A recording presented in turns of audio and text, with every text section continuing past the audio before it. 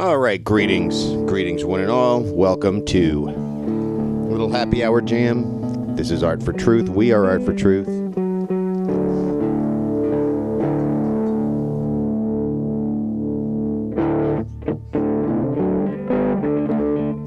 Gonna jam a little bit.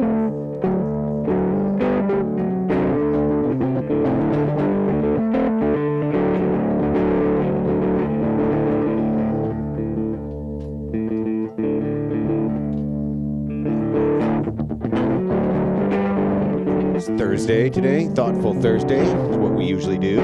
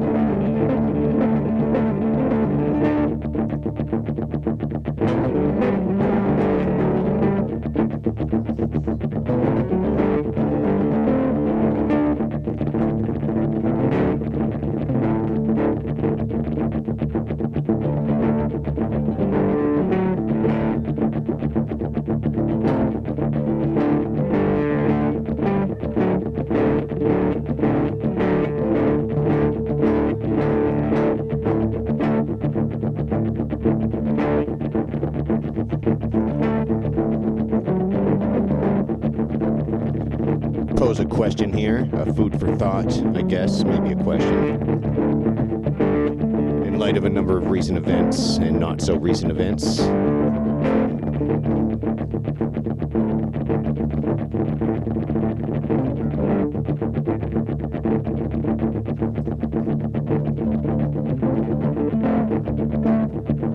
so the simple question is, do we need the police? Do we need, as a people, to police ourselves with other people? To give other individuals weapons, guns, power, and literally military might and judicious authority over us? Why do we feel the need to do this? There's food for thought.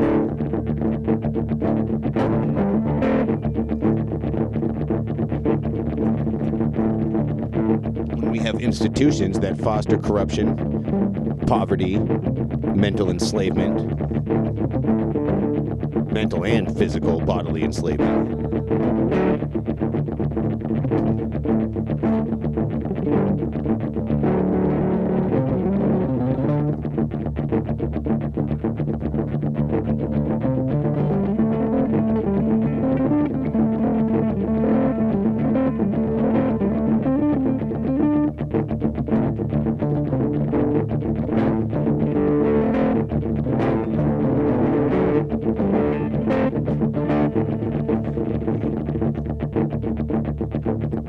You know, the question isn't about the profession itself so much as it is about the need.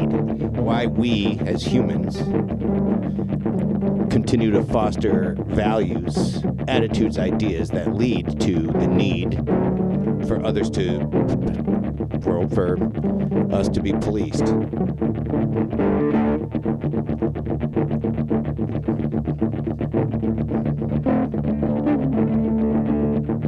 Shark mentality with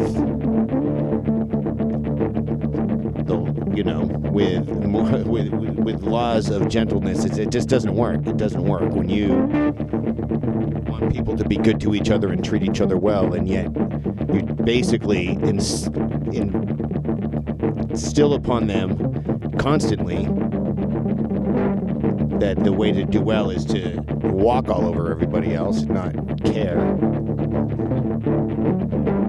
in one way, shape, or form. I mean, people who are breaking some of the biggest and most horrific laws are the ones with the money and the power. So really, the bigger question is, what do we do then? What do we do then if we find all the corruption in this system, and we see that. And I respect, having known, and interacted with a number of individuals in law enforcement or other institutions of the nature, the sort, government, military, or otherwise.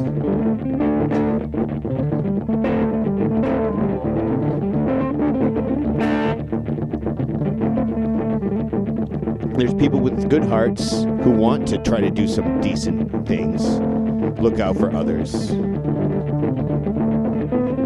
But we're all human. We're all subject to some form of corruption, some form of question, some faults, some mistakes. I think it would make a heck of a lot more sense if we invested not into the institutions of control, but the institutions of togetherness. Somebody, for example, will rob you because it is decreed that having money is necessary. A lot of people don't have it, hard to get it, and they think that's okay. A big argument for a lot of people is, well, they steal from the top. I mean, or the people at the top, they do this all the time. There's no justification for theft. We don't need to live that way. From one end of things to the other, but having armed forces to make sure that doesn't happen doesn't work either. What we need to have are systems that foster the idea that people don't need, or to foster what people really need, so that there isn't a need for theft.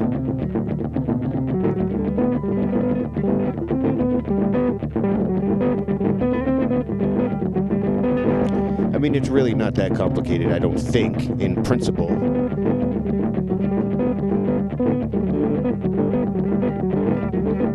That people will steal, for example. A lot of people who don't have anything will steal to eat because, well,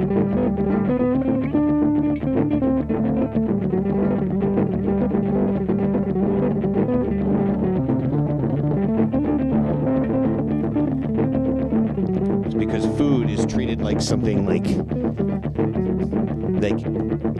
food is something that we all need. Food is not a privilege. And basically our economic systems say that so many of the things that we need, including art, frankly, are privilege. That you have to have a certain thing to get them. And you have to follow certain rules or do certain things or break those rules in order to get that thing. How is that a functioning system of economy? How could that be seen as a system that would actually foster growth, evolution, the betterment of individuals, which create the whole?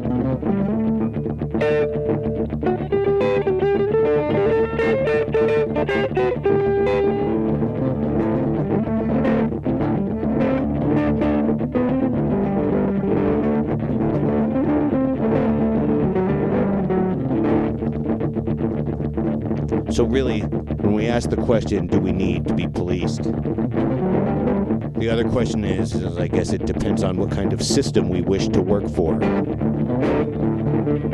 We wish to work for a system in which we can govern ourselves, because our economy is based on how much we can help each other, how much we can foster art, how much we can learn, grow, evolve, use our science and technology and these other things for the good and betterment of the custodianship of the earth and all of its inhabitants. And then to bring, if we get to a point where we are evolved enough to be true custodians of any type of environment, then we can really look into our space expansion, which I think needs to happen. But while we're still, kind of messed up as a species, as systems, I don't think it's the time. I think we need to fix ourselves and then go into space. I'm all for going into space. All for going into space. And I'm certainly into going into space for research and, the things that we need to do to understand. But our priority is right here in this land. Has to be, because it's our consciousness, our connection as humanity, no matter what terrestrial surface we dwell on. That's what matters, and that's what needs to be addressed. We really need to figure that out. You know, it's amazing what plants can do. It is absolutely amazing. You can have something that looks completely barren, dry, and then for some reason, all of a sudden, because there's a spark there, maybe a germination of some kind, there can be green. We see it all the time here.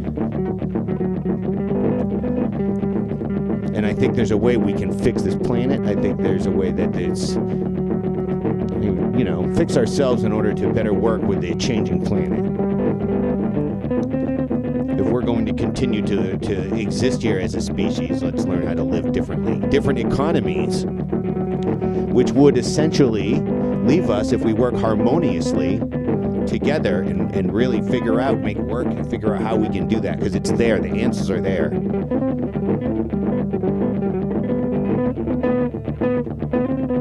The way that we connect with each other through dance, through music, through art, for example. The way the individual connects to the universe, the way the individual can connect to others, the way others can connect to others, the way we all connect to the collective, and so on, the way that potential is there.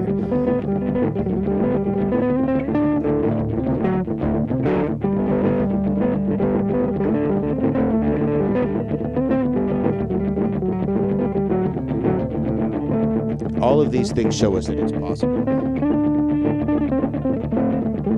And I'm not saying that there will never be Slytherins, so to speak. But there might be less need for things like avarice or greed.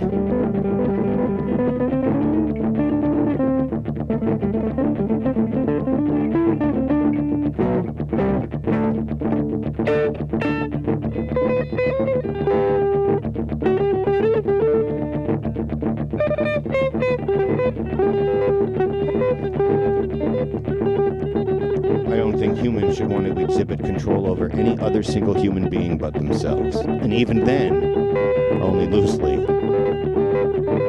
Which is to say, life is always going to pull things and be full of things that will change your perception, alter things, and you got to be ready to roll with that. There's a lot of life that's not in anyone's control.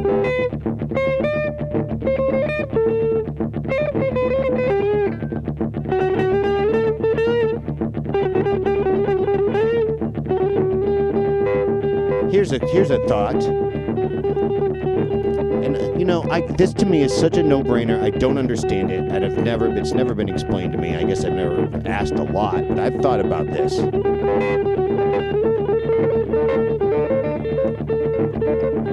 So, if you look at traffic violations, let's look at speeding. Let's look at cops pulling people over for speeding in their cars, and speeding, of course, can hurt, can kill, can end lives, and all of that kinds of stuff.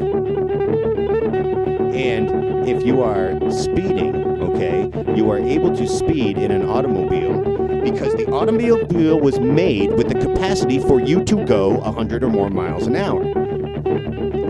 They do this so that they can feed into the system. You get pulled over, you get ticketed. They make money. You are subjugated to control. You have they are giving you, temptation. Oh, you're only allowed to go this fast, but hey, this car, it goes this fast. What in God's name, what goodly reason is there for any vehicle other than a race car, as long as we have, race car driving?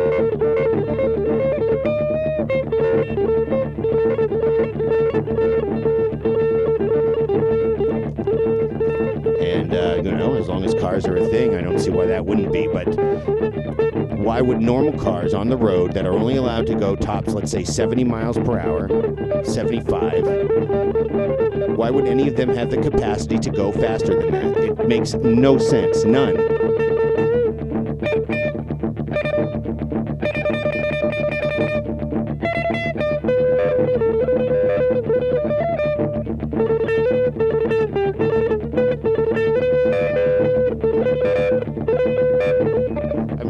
two, right? How hard would it be to make two modes in a vehicle? You've got city driving and whatchamacallit, highway driving. You got a maximum of 35 on one end and maybe a maximum of 70, 75 on the other end. I guess some speed limits are 75.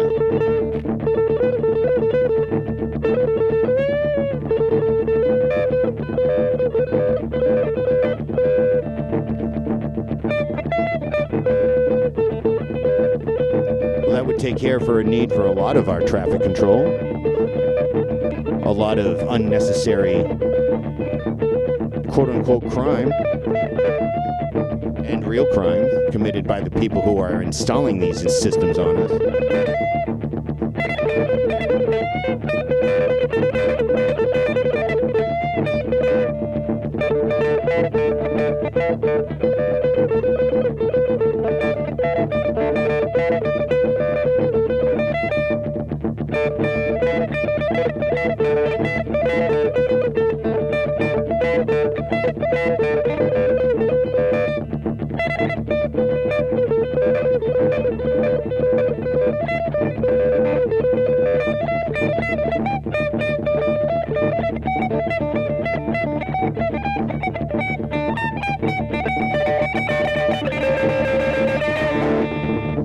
So, here's the thing.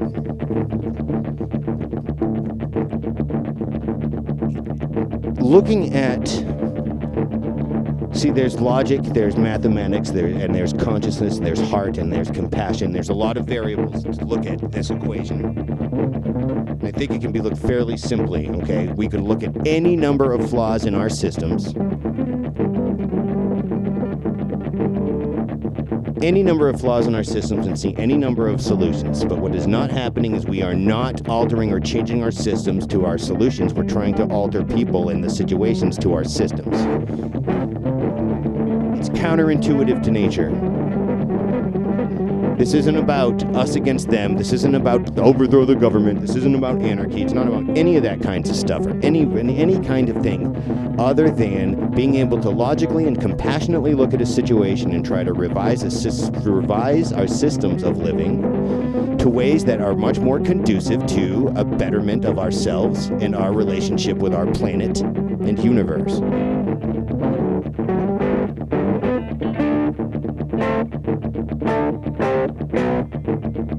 I mean, why do people who, sure, maybe there's a lure for power and being one of the 6, 7, 8, whatever people who really do have a pulse on how everything else in the world works. Or whatever other systems, to be the people who actually converse with the alien overlords and all that kind of stuff. That's another story.